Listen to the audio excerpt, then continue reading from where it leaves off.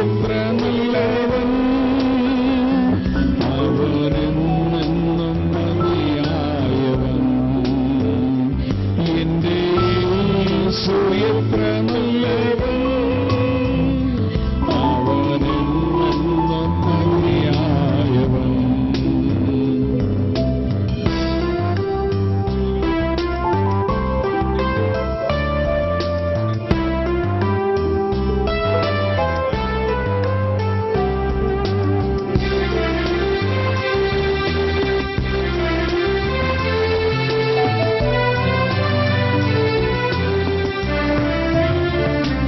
എന്റെ പാപഭാരമെല്ലാം തന്റെ ചുമലിൽ ഏറ്റുകൊണ്ട് എനിക്കായി കുരിശിൽ മരിച്ചു. എന്റെ യേശു എത്ര നല്ലവൻ, എനിക്കായി കുരിശിൽ മരിച്ചു. എന്റെ യേശു എത്ര നല്ലവൻ.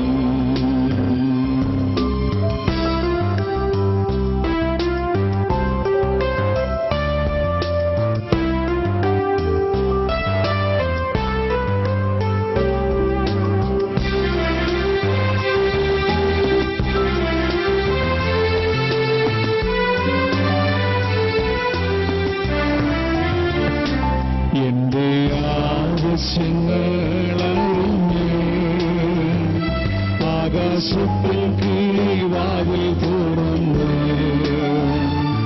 എല്ലാം സമൃദ്ധിയായി നൽകിയിടുന്ന എന്റെ യേശു നല്ല ഇടയൻ. എല്ലാം സമൃദ്ധിയായി നൽകിയിടുന്ന എന്റെ യേശു നല്ല ഇടയൻ. തിരുമാറോടണഞ്ഞിടും ഞാൻ, പോയപ്പോൾ താൻ വേഗം വരും. എന്റെ യേശു എത്ര നല്ലവൻ, പോയപ്പോൾ താൻ വേഗം വരും. എന്റെ യേശു എത്ര നല്ലവൻ. ദൈവത്തിന്റെ പരിപാലനത്തിൽ നമ്മെ നടത്തി ഒരുപാട് അനുഗ്രഹങ്ങൾ നമുക്ക് ലഭിച്ചു. ദൈവത്തിന്റെ താങ്ങും തണലും നമുക്കുണ്ടായിരുന്നു. എല്ലാവർക്കും നന്മ നിറഞ്ഞ ഒരു പുതുവർഷം എല്ലാവർക്കും ആശംസിക്കുന്നു. ദൈവം അനുഗ്രഹിക്കട്ടെ. ഇന്നത്തെ ശുശ്രൂഷകൾക്ക് നേതൃത്വം നൽകുന്നത് പരിശുദ്ധ ശ്രീയാനി സഭയിലെ അനുഗ്രഹീതനായ വചന പ്രഘോഷകൻ ബഹുമാനപ്പെട്ട ബിജോയ് അറാക്കുടി അച്ഛനാണ്. വയനാട് സ്വദേശിയാണ്. കോതമംഗലത്ത് ധ്യാന കേന്ദ്രത്തിൽ അദ്ദേഹം അനുഗ്രഹീതമായ ശുശ്രൂഷ നിർവഹിക്കുന്നു. ഏറെ നമ്മുടെ പരിശുദ്ധ സഭയിലെ ദേവാലയങ്ങളിൽ അനുഗ്രഹീതമായ ശുശ്രൂഷകൾ കഴിഞ്ഞ നാളുകളിൽ നിർവഹിച്ചു പോരുന്നു. യൂട്യൂബിൽ നിങ്ങൾക്ക് അദ്ദേഹത്തിൻ്റെ പ്രസംഗങ്ങൾ പലപ്പോഴും കാണാൻ കഴിഞ്ഞിട്ടുണ്ട്. അനുഗ്രഹീതമായ ശുശ്രൂഷ നിർവഹിക്കുന്ന ബഹുമാനപ്പെട്ട ബിജോയി അച്ഛനെ വിനയത്തോടെ സ്വാഗതം ചെയ്യുന്നു. കന്യാസ്ത്രീകൾ, മാതാപിതാക്കൾ, സഹോദരങ്ങൾ എല്ലാവരെയും വിനയത്തോടെ സ്വാഗതം ചെയ്യുന്നു. ഈ പുതുവർഷത്തിൻ്റെ ആദ്യ ബുധനാഴ്ച നമുക്ക് ഒരുമിച്ച് ഇവിടെ ആയിരിക്കുമ്പോൾ ദൈവത്തെ നന്ദി നിറഞ്ഞ ഹൃദയത്തോടെ മഹത്വപ്പെടുത്താം. ബഹുമാനപ്പെട്ട അച്ഛൻ വചന ശുശ്രൂഷ നടത്തി അനുഗ്രഹിക്കും. Praise the Lord. Hallelujah, hallelujah. ബഹുമാനപ്പെട്ട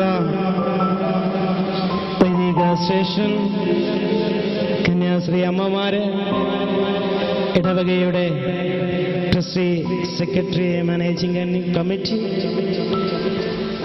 സന്നിഹിതരായിരിക്കുന്ന ദൈവത്തിൻ്റെ വചനം കേൾക്കുവാൻ വേണ്ടി കൊതിയോടെ വന്നിരിക്കുന്ന ദൈവമക്കളെ, ഈ പുത്തൻ പ്രഭാതത്തിൽ ഈ അനുഗ്രഹമായ സമാഗമന കൂടാരത്തിൽ നിന്ന് ദൈവത്തിൻ്റെ മാറ്റമില്ലാത്ത വചനങ്ങളെ ധ്യാനിക്കുമ്പോൾ വലിയ കൃപയും വലിയ അഭിഷേകവും ഇന്ന് ഈ ദേവാലയത്തിൽ പെയ്തിറങ്ങും. ആമേൻ.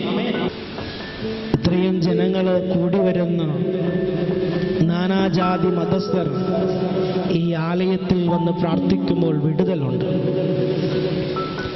വലിയ കൃപകൾ, വരങ്ങൾ, ദാനങ്ങൾ ഈ ആലയത്തിൽ നിന്ന്, പരിശുദ്ധമായ ബലിപീഠത്തിൽ നിന്ന് ഓരോ വ്യക്തിയിലേക്കും ഒഴുകിയിറങ്ങുന്നുണ്ട്.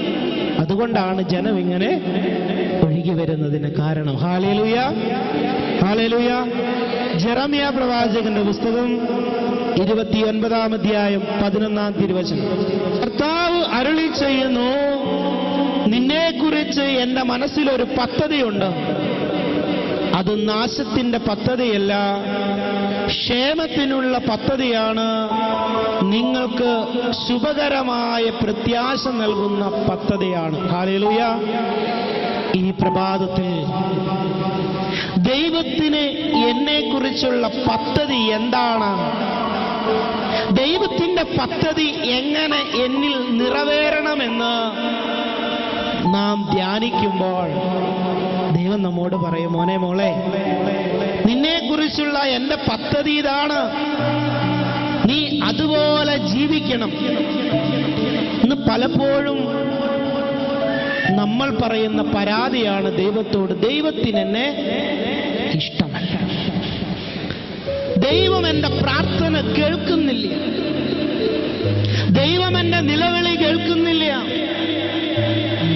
എനിക്ക് ദൈവം എന്നെ സ്നേഹിക്കുന്നുണ്ടെങ്കിൽ എനിക്ക് രോഗം വരുമായിരുന്നു, എനിക്ക് പട്ടിണി വരുമായിരുന്നു, എന്റെ സമ്പത്തെല്ലാം നഷ്ടപ്പെടുമായിരുന്നു, കുടുംബത്തിൽ സമാധാനമില്ലാതാകുമോ? ഓരോ പ്രഭാതവും എഴുന്നേറ്റ് വരുന്നത് പലപ്പോഴും ജീവിതത്തെ പ്രാപിക്കൊണ്ടും ജീവിതത്തെ ശപിച്ചുകൊണ്ടും. ഓരോ പ്രഭാതവും നാം എഴുന്നേൽക്കുമ്പോ, എന്നെ കേൾക്കുന്ന ദൈവമക്കളെ, ദൈവത്തിന് നിന്നെക്കുറിച്ചൊരു പദ്ധതിയുണ്ട്. സഹോദര, നിന്നെക്കുറിച്ച് ദൈവത്തിനൊരു പദ്ധതിയുണ്ട്. സഹോദരി, നിന്നെക്കുറിച്ച് ദൈവത്തിനൊരു പദ്ധതിയുണ്ട്. മകളെ, മകനെ, നിന്നെക്കുറിച്ച് ദൈവത്തിനൊരു പദ്ധതിയുണ്ട്. അതിശുഭകരമായ ഒരു ഭാവി ഉണ്ടാകുക. നീ പലപ്പോഴും പറയാറില്ലേ, ദൈവമേ, എന്റെ ജീവിതം എന്താ ഇങ്ങനെ, ജീവിതം അടുത്തു എന്ന് പറയാറില്ലേ? റോമാലേഖനം 12:1 ഇങ്ങനെ പറയുകയാ, ആകയാൽ സഹോദരന്മാരെ, ദൈവത്തിന്റെ കാരുണ്യം അനുസ്മരിച്ചും കൊണ്ട് ഞാൻ നിങ്ങളോട് പറയുന്നു, നിങ്ങളുടെ ശരീരം ദൈവത്തിന് പ്രീതികരമായ സജീവ ബലിയായി തന്നെ അർപ്പിക്കുക. ഇതല്ലോ ദൈവത്തിന് പ്രസാദകരമായ പ്രവൃത്തി. ഞാൻ ഓരോ ദിവസവും എഴുന്നേൽക്കുമ്പോൾ ദൈവത്തിന്റെ പദ്ധതി അനുസരിച്ചല്ല ഞാൻ നടക്കുന്നത്. എന്റെ ജഡത്തിന്റെ ഇഷ്ടമനുസരിച്ച് ഞാൻ നടന്നു നീങ്ങിയിട്ട് ദൈവത്തോട് നമ്മൾ പറയും, ദൈവത്തിന് എന്നെക്കുറിച്ചൊരു പദ്ധതിയുമില്ല. ഇല്ല. ഈ ലോകത്ത് നീ നിന്റെ അമ്മയാരാവണമെന്നും നിന്റെ അപ്പനാരാവണമെന്നും നിന്റെ സഹോദരൻ ആരാവണമെന്നും നീ ഏത് കുലത്തിൽ ജനിക്കണമെന്നും നിന്റെ നിറമെന്ത്, നിന്റെ ജാതി എന്ത്, നിന്റെ വർണ്ണമെന്ത് എന്ന് ദൈവം അമ്മയുടെ ഉദരത്തിൽ ഉരുവാകുന്നതിന് മുമ്പേ നിന്നെക്കുറിച്ച് ദൈവം പദ്ധതിയിട്ടിരുന്നു. നീ സമ്പന്ന കുടുംബത്തിൽ പിറക്കണമോ, പാവപ്പെട്ട കുടുംബത്തിൽ പിറക്കണമോ, നിനക്ക് സമ്പത്ത് വേണമോ, നിനക്ക് നല്ല ജീവിത പങ്കാളി വേണമോ, നിന്റെ കുടുംബം സമാധാനമായി തീരണമോ എന്ന് ദൈവം അനാദികാലങ്ങൾക്ക് മുമ്പേ, നീ അമ്മയുടെ ഉദരത്തിൽ ഉരുവാകുന്നതിന് മുമ്പേ നിന്നെ കണ്ട് വേർതിരിച്ച് ഒരു ദൈവത്തിന് മുമ്പിലാ നിൽക്കുന്നേ. എന്നിട്ട് ദൈവം പറയാ, നിന്നെക്കുറിച്ച് എനിക്കൊരു പദ്ധതിയുണ്ട്. വചനം ഇങ്ങനെ പറയുന്നു, സുഭാഷിതങ്ങളുടെ പുസ്തകം 16-ാമത്തെ അധ്യായത്തിൽ ഇങ്ങനെ പറയുകയാണ്, മനുഷ്യൻ പദ്ധതികൾ വിഭാവനം ചെയ്യുന്നു, അന്തിമ തീരുമാനം കർത്താവിൻ്റെതാണ്. ഹല്ലേലൂയ. ഒന്ന് പറഞ്ഞേ, മനുഷ്യൻ പദ്ധതികൾ വിഭാവനം ചെയ്യുന്നു. അന്തിമ തീരുമാനം കർത്താവിന്റെ അത്രേ. ഞാനൊരു കാര്യം ചോദിക്കട്ടെ, എന്നോട് പിണങ്ങരുത്. ദൈവത്തിന്റെ പദ്ധതി അനുസരിച്ചാണോ എന്റെ പദ്ധതി അനുസരിച്ചാണോ ഞാൻ ജീവിക്കുന്നത്?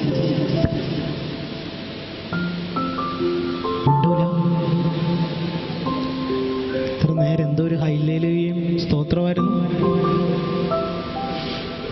ദൈവത്തിന്റെ പദ്ധതി അനുസരിച്ചാണോ എന്റെ പദ്ധതി അനുസരിച്ചാണോ ഞാൻ ജീവിക്കുന്നത്? ആണോ?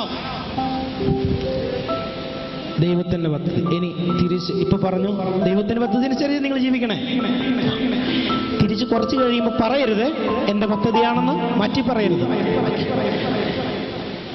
ദൈവത്തിന്റെ പദ്ധതി അനുസരിച്ച് ജീവിക്കുന്നവന് എല്ലാം അനുഗ്രഹമായി തീരും.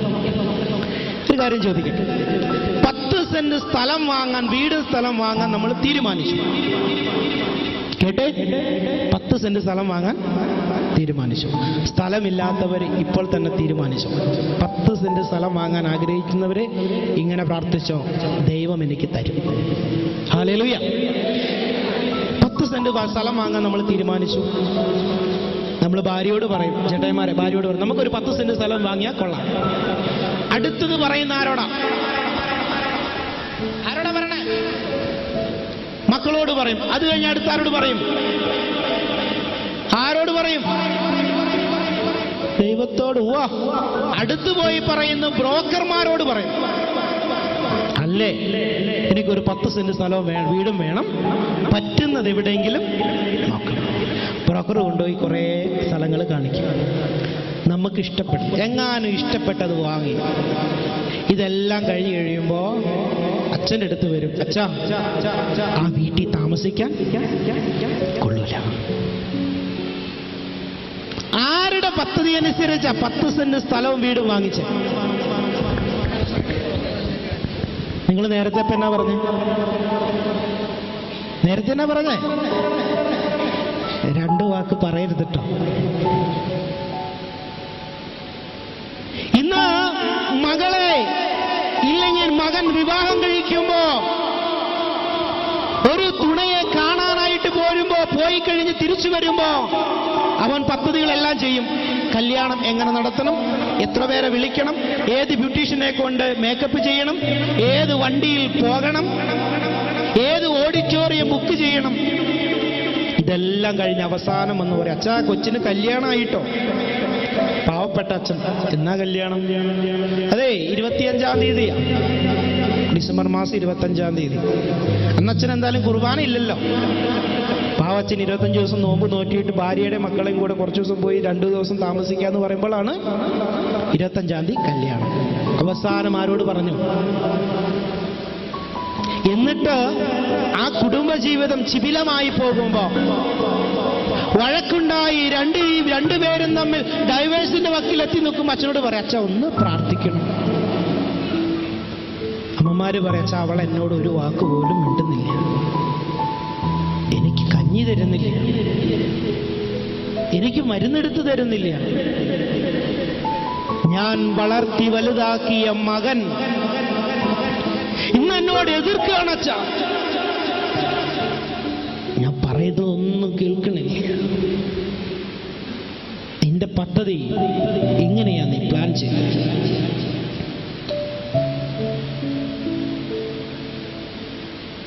നമ്മൾ പറയും, ഞാൻ പ്രാർത്ഥിക്കുന്നുണ്ടോ? ആത്മാർത്ഥമായിട്ട് ദൈവത്തോടൊന്ന് പ്രാർത്ഥിക്കുന്നുണ്ടോ? അതുകൊണ്ടല്ലേ തകർന്നു പോകണത്. ദൈവത്തോട് ആലോചന ചോദിക്കാതില്ല കുടുംബജീവിതം തുടങ്ങുന്നത്.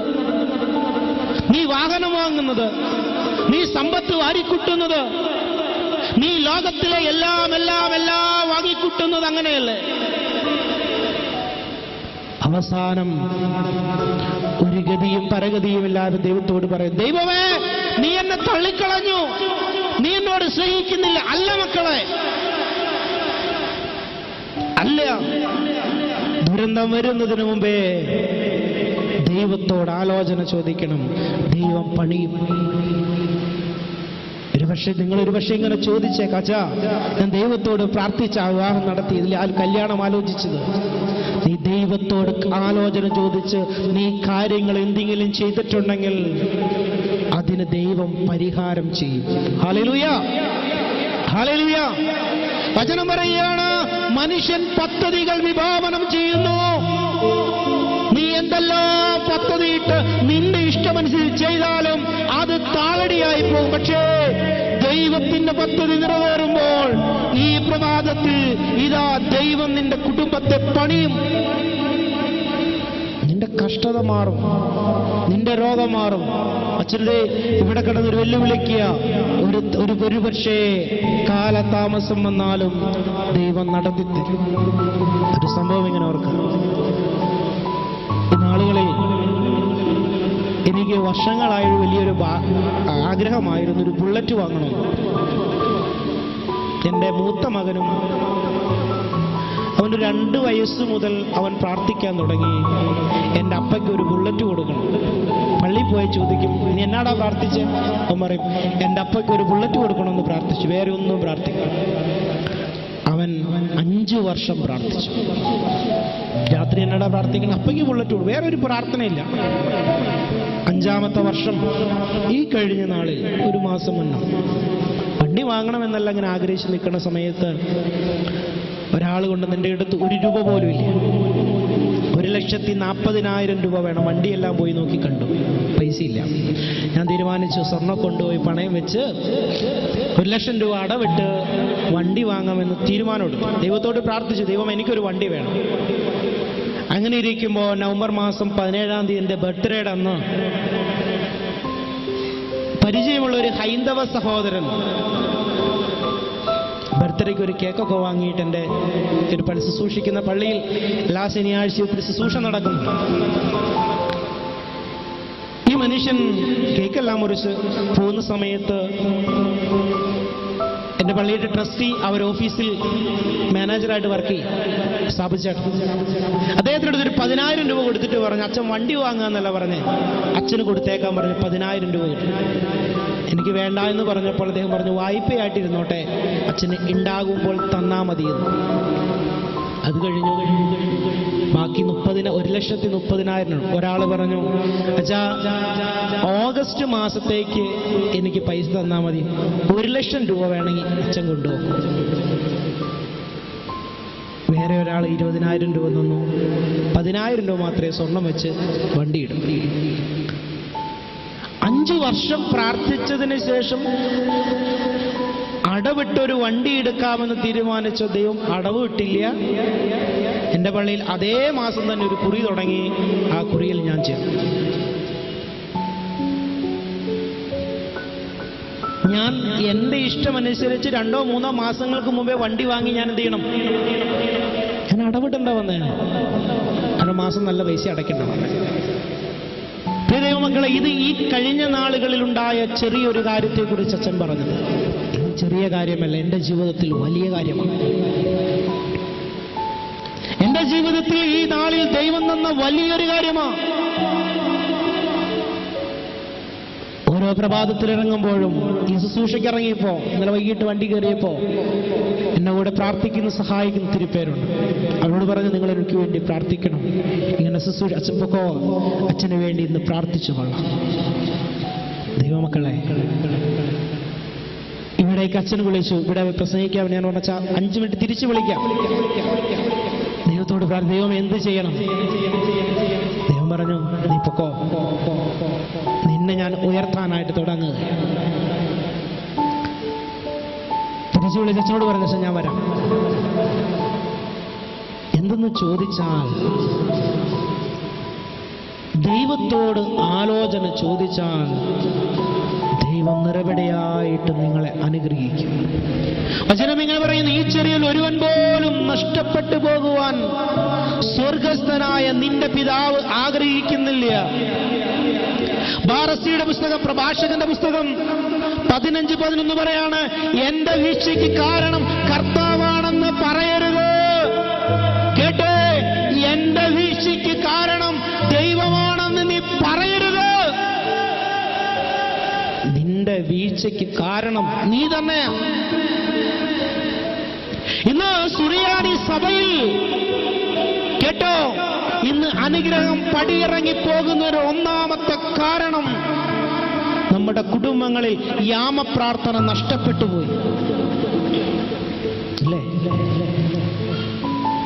മലബാറിന്റെ പ്രദേശങ്ങളിൽ കുടിയേറി പാർക്കുന്നവർ അവരുടെ അടുത്ത് ഒരു പഴയ ബൈബിളും അവർക്ക് കുറച്ച് പ്രാർത്ഥനയേറെയും രാവിലെയും വൈകുന്നേരം ഒരുമിച്ചിരുന്ന് പട്ടിണിയിൽ ദാരിദ്ര്യത്തിൽ ഒരു ചെറിയ ഓലക്കുടിൽ താമസിക്കുമ്പോ ദൈവത്തോട് പ്രാർത്ഥിക്കും, ദൈവമേ എന്റെ മക്കളെ കാക്കണം. ആ രണ്ടു വാക്ക് ഒരു പക്ഷെ അവർക്കറിയത്തുള്ളൂ.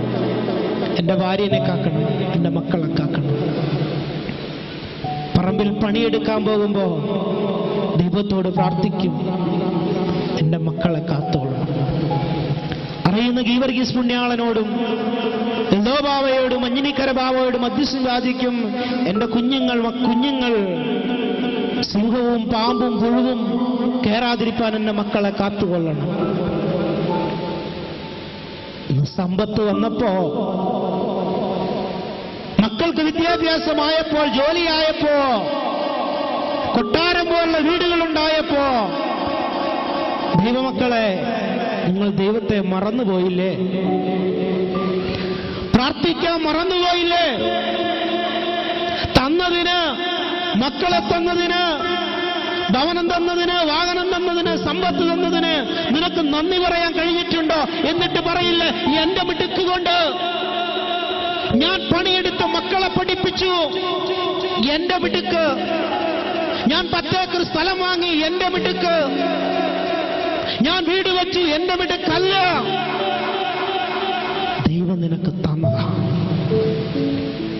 നന്ദി പറയുന്നുണ്ടോ? ഇന്ന് ഭവനങ്ങളിൽ സന്ധ്യയായപ്പോ, ആദ്യകാലങ്ങളിൽ സുറിയാനിക്കാരന്റെ വീടുകളിൽ പോയി കഴിഞ്ഞാൽ പാട്ട് കേൾക്കാം. രാവിലെ പാട്ട് കേൾക്കാം, സന്ധ്യയ്ക്ക് ഇന്ന് കേൾക്കണ്ടോ? എന്ന് അടുത്തുള്ള വീട്ടുകാരനോട് അടുത്തുള്ള വീട്ടിൽ ആരാ താമസിക്കണേന്ന് ചോദിച്ചാൽ അറിയത്തില്ല. നമ്മൾ എത്ര നാളും പഠിച്ചു വെച്ചേക്കണെന്നാ, നിങ്ങൾ ദുഷ്ടനോട് എതിർത്ത് നിൽപ്പിൻ, അവൻ നിങ്ങളെ വിട്ട് പിശാചിനോടല്ല. നിന്നെ കുറിച്ച് ഈ വിഷമമെല്ലാം ഉണ്ടാ, ദൈവത്തിന്റെ പദ്ധതിയെല്ലാം മാറിപ്പോകുന്നതിന് കാരണം എന്നറിയാവോ? നമ്മൾ മറ്റുള്ളവരെ പഴിചാരുന്നത് കൊണ്ടാണ്.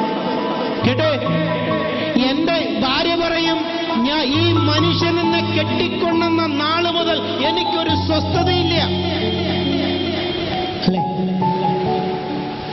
ഈ മനുഷ്യൻ എന്നല്ല പറയണേ, അതിന് വല്ല വേറെ കാര്യങ്ങളൊക്കെ ചേർക്കും.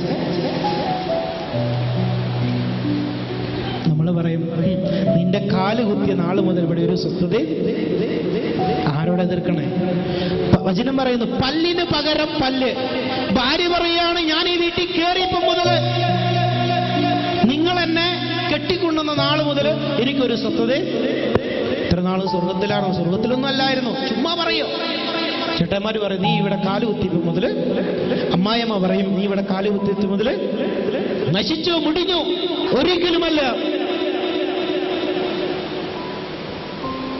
അമ്മായിയമ്മമാര് പറയരുത്, നിന്റെ വെട്ടം ഈ വീട്ടിൽ വന്നതിന് ശേഷം ഈ കുടുംബം നശിച്ചു എന്ന് പറയരുത്. 10 പ്രാവശ്യം പറയുമ്പോൾ അങ്ങനെ തന്നെ സംഭവിക്കും.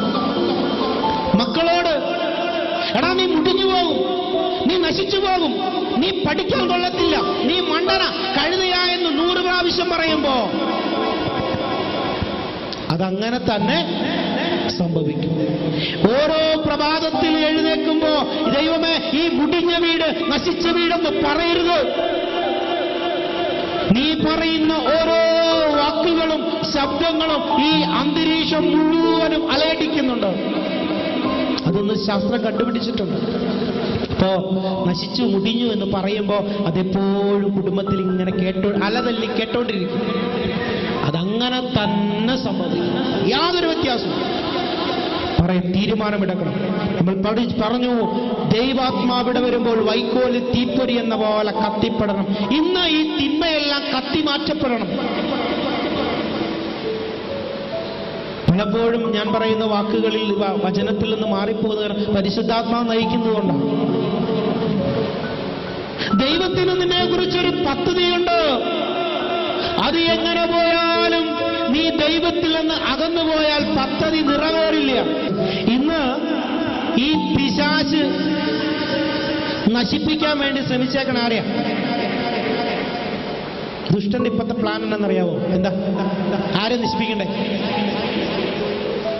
ഒരു ധ്യാനം കൂടി വനെയോ. ഇപ്പൊ ദുഷ്ടന്റെ ടാർജറ്റ് എന്നറിയാവോ? വൈദികരെ ഇല്ലാതാക്കി കളയാം. എന്തെങ്കിലും ഒരു അവഖ്യാതി പറഞ്ഞിട്ട് എന്നിട്ട് എന്ത് ചെയ്യണം? ആ മനുഷ്യനെ അങ്ങോട്ട് ഇല്ലാതാക്കണം. അപ്പം നമ്മൾ എന്ത് ചെയ്യും? ഇപ്പൊ എന്റെ ഇടവാക്കാർ എന്നെ കുറിച്ച് ഒരു അവഖ്യാതി പറഞ്ഞാൽ മതി, കള്ളനാ ആയിക്കോട്ടെ, കള്ളനാന്ന് പറഞ്ഞു. ആ ഇടവക്കാർ മുഴുവൻ എന്നെ പറയുന്നത് കള്ളനച്ഛൻ. ആ പിശാചിന് ഈ അച്ഛനെ കള്ളൻ എന്ന് വിളിക്കുന്നവരൊക്കെ ആരോടെ പോകും? പിശാചിന്റെ കൂടെ പോകും. അപ്പൊ പിശാച് എന്ന് നോക്കിയിരിക്കണ വൈദികരെ കേട്ടെ.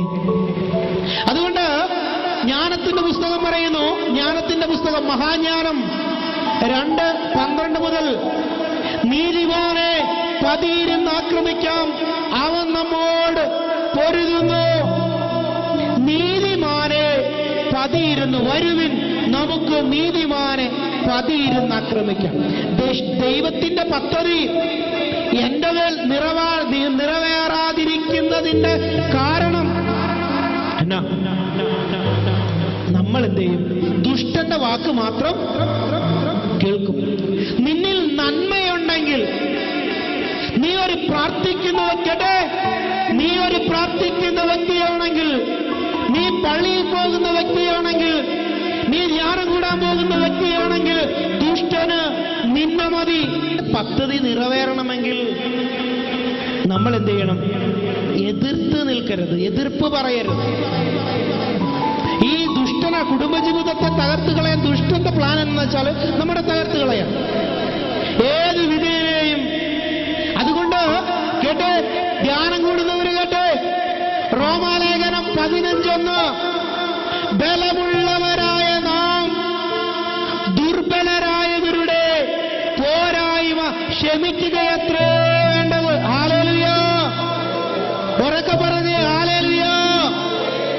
ബലമുള്ളവരായ ഞാൻ, ഇങ്ങനെ പറഞ്ഞേ, ബലമുള്ളവരായ ഞാൻ ദുർബലരായവരുടെ പോരായ്മ ക്ഷമിക്കുകയത്രേ വേണ്ടത്. തീരുമാനമെടുത്തോ? തീരുമാനമെടുത്താൽ ദൈവത്തിന്റെ പദ്ധതി ഇന്ന് നിന്നിൽ നിറവേറും. ഈ തീരുമാനം സ്വർഗത്തിലെത്തി. നീ ക്ഷമിക്കാൻ തീരുമാനിച്ചാൽ, ബലമുള്ളവരായ നാം ദുർബലരുടെ, ധ്യാനം കൂടാത്തവരുടെ, അന്ധകാരത്തിലിരിക്കുന്നവരുടെ പോരായ്മ ക്ഷമിച്ചാൽ, ഇന്ന് നീ ഏത് നിയോഗത്തോടുകൂടി ഈ കൂടാരത്തിൽ വന്നിട്ടുണ്ടോ, ദൈവം നിന്റെ മേൽ, നിന്റെ കുടുംബത്തിന്റെ മേൽ, മക്കളുടെ മേൽ അത്ഭുതം ചെയ്യും. ആമേൻ. ഒന്നുമില്ലായ്മയിൽ എല്ലാവരാലും വെറുക്കപ്പെട്ടപ്പോ, മാറ്റി നിർത്തപ്പെട്ടപ്പോ, ഉടുതുണിക്ക് മറുതുണിയില്ലാത്തൊരു കാലഘട്ടത്തിൽ ബൈബിൾ വായിച്ചപ്പോൾ ദൈവം എന്നോട് ഇങ്ങനെ പറഞ്ഞു, യോശുവയുടെ പുസ്തകം 3-ാം അധ്യായം 7-ാം തിരുവചനം, ഇവൻ കാണുകെ നിന്നെ വലിയവനാക്കുവാൻ തുടങ്ങും. ഹല്ലേലൂയ! ദൈവം എന്നെ ഉയർത്തി. പടിപടിയായിട്ട് ഓരോ ദിവസവും ദൈവം എന്നെ ഉയർത്തുന്നതിന് കാരണം, ദൈവം എന്നോട് വാഗ്ദത്തം ചെയ്തു, നിന്നെ പരിഹസിച്ചവര് കാണുക, നിന്നെ ഒറ്റപ്പെടുത്തിയവര് കാണുകവരെ, നിന്നെ കുറ്റപ്പെടുത്തിയവര് കാണുക, നിന്നെ വലിയവനാക്കുവാൻ തുടങ്ങും. നഷ്ടപ്പെട്ടു പോയ സമ്പത്ത് മുഴുവനും ദൈവം എനിക്ക് തന്നു. ഇന്നെല്ലാവരാലും മാനിക്കപ്പെടുന്ന ഒരു വ്യക്തിയായിട്ട് സ്വർഗത്തിലെ ദൈവം മാറ്റി. എൻ്റെ കുടുംബത്തെ മാറ്റി. എൻ്റെ കുടുംബത്തെ പരിഹസിച്ചവരുടെ മുമ്പാകെ, എന്നെ പരിഹസിച്ചവരുടെ മുമ്പാകെ, എൻ്റെ ബന്ധുമിത്രാദികളുടെ മുമ്പാകെ, എന്ത് ആവശ്യത്തിനും ഞങ്ങളുടെ കുടുംബം, തഴയപ്പെട്ട കുടുംബമില്ലാത്ത ഒരു പരിപാടി ഞങ്ങളുടെ കുടുംബത്തിൽ എന്തെന്ന് ചോദിച്ചാൽ, ദൈവത്തിൻ്റെ പദ്ധതി നിറവേറി. ഇവിടെ ഇരിക്കുന്ന മക്കളെ, നിങ്ങൾ എന്താവശ്യമാണോ ദൈവത്തോട് പറ, ദൈവമേ നിന്റെ പദ്ധതി എന്നിൽ നിറവേറണമെങ്കിൽ പാപത്തിന്റെ കൂടെ പോകാനല്ല. ദൈവത്തിന്റെ പദ്ധതി നിന്നിൽ നിറവേറണമെങ്കിൽ റോമാലേഖനം 12:1, നിങ്ങളുടെ ശരീരം ദൈവത്തിന് പ്രീതികരമായി സജീവ ബലിയായി അർപ്പിക്കണം. ശരീരത്തെ വിശുദ്ധിയോട് കാത്തു സൂക്ഷിക്കണം. വെറുപ്പും വിദ്വേഷവും വാശിയും വൈരാഗ്യവും അഹംഭാവവും എല്ലാ ജഡീക പാവങ്ങളെയും വെറുത്തുപേക്ഷിച്ച് ദൈവത്തിന് വസിക്കുന്ന ആലയമാക്കുവാൻ ഇന്ന് വിട്ടുകൊടുത്താൽ ദൈവം നിങ്ങളുടെ കുടുംബത്തെ പണിയും. ഐശ്വര്യങ്ങളുടെ പദ്ധതി ഒരുക്കുന്ന കർത്താവ് തരുന്നതെല്ലാം നന്മയ്ക്കാണ്. അവൻ തരുന്നതെല്ലാം നന്മയ്ക്കാണ്. നമുക്ക് ലഭിക്കുന്നതെല്ലാം നന്മയ്ക്കാണ്. ദൈവത്തെ മഹത്വപ്പെടുത്താം. ഇന്ന് വചന ശുശ്രൂഷ നടത്തി അനുഗ്രഹിച്ച ബഹുമാനപ്പെട്ട അച്ഛനോട് നന്ദി പറയുന്നു. ഈ ശബ്ദം ശ്രവിക്കുന്നതായ എല്ലാ ദൈവമക്കളെയും തിരുരക്തത്തിന്റെ അഭിഷേകമുണ്ടാകാൻ ഇപ്പോൾ പ്രാർത്ഥിക്കാൻ പോവുക. ശത്രു മാറിപ്പോകാൻ, കുടുംബത്തിൽ നിന്ന് ശത്രു മാറിപ്പോവാൻ, ഭവനത്തിൽ നിന്ന് ശത്രു മാറിപ്പോകാൻ, വാഹനങ്ങളെ അഭിഷേകം ചെയ്ത് മുഴുവനായിട്ട് നമ്മെ സമർപ്പിച്ച് തിരുരക്തത്തിന്റെ അഭിഷേകം കൊണ്ട് നിറയ്ക്കാൻ പ്രാർത്ഥിക്കാൻ പോവുക. മക്കൾ ദൈവത്തിന്റെ ദാനമാണല്ലോ. നിന്റെ അഭിഷക്തനെ അനുഗ്രഹിച്ച കൃപയ്ക്കായി സ്തുതിക്കുന്നു. ആ കുഞ്ഞിനെ ബാലാരിഷ്ട കൂടാതെ വളർത്തി വലുതാക്കണമേ എന്ന് പ്രാർത്ഥിക്കുന്നു. അച്ഛന്റെ കുടുംബത്തെ അനുഗ്രഹിക്കണേ. അടിയങ്ങളെല്ലാവരെയും അനുഗ്രഹിക്കണേ. ഇപ്പോൾ മധുബഹായുടെ മുൻപിൽ, ത്രോണോസിന് മുൻപിൽ മുട്ടുമടക്കാൻ പോവുകയാണ്. കന്യകയായ പരിശുദ്ധ മാതാവേ, ഞങ്ങൾക്ക് വേണ്ടി അപേക്ഷിക്കണമേ. നിബിന്മാരുടെ രാജ്ഞിയായ മാതാവേ, സകലന്മാരുടെ രാജ്ഞിയായ മാതാവേ, രോഗികളുടെ ഔഷധമായ മാതാവേ, ഞങ്ങളുടെ സന്തോഷകാരണമായ മാതാവേ, കൃപ നിറഞ്ഞ മറിയമേ, നിനക്ക് സമാധാനം.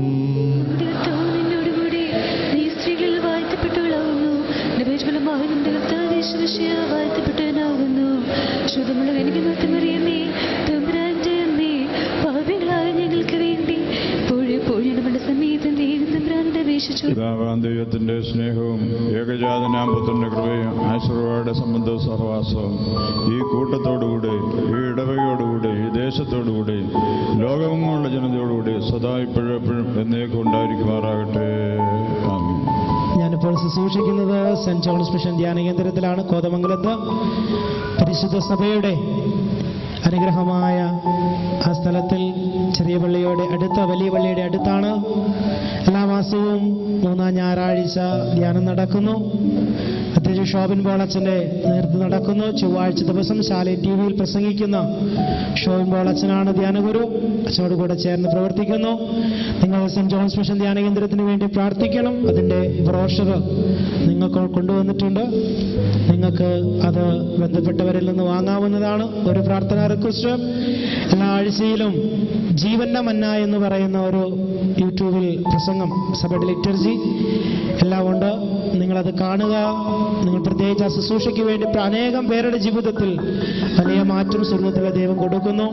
നിങ്ങൾ യൂട്യൂബിൽ ഫാദർ ബിജോയ് അറാക്കുടിയിൽ എന്നടിച്ചാൽ കിട്ടും. ജീവന്റെ മന്ന എന്നടിച്ചാലോ ഇല്ലെങ്കിൽ ഫാദർ ബിജോയ് അറാക്കുടിയിൽ എന്നടിച്ചാൽ കിട്ടും. നിങ്ങൾ സബ്സ്ക്രൈബ് ചെയ്യുക, മറ്റുള്ളവർക്ക് ഷെയർ ചെയ്യുക. ആ ശുശ്രൂഷയ്ക്ക് വേണ്ടി പ്രാർത്ഥിക്കണം എന്ന് ഓർമ്മപ്പെടുന്ന പള്ളിയിലേക്ക് വിളിച്ച ബഹുമാനപ്പെട്ട അച്ഛനോടും പള്ളി ഭരണസമിതി അംഗങ്ങളോടും എല്ലാവരോടുള്ള നന്ദിയും സ്നേഹവും മിത്രത്തിന് ഓർമ്മപ്പെടുത്തുന്നു. ദൈവം അനുഗ്രഹിക്കട്ടെ.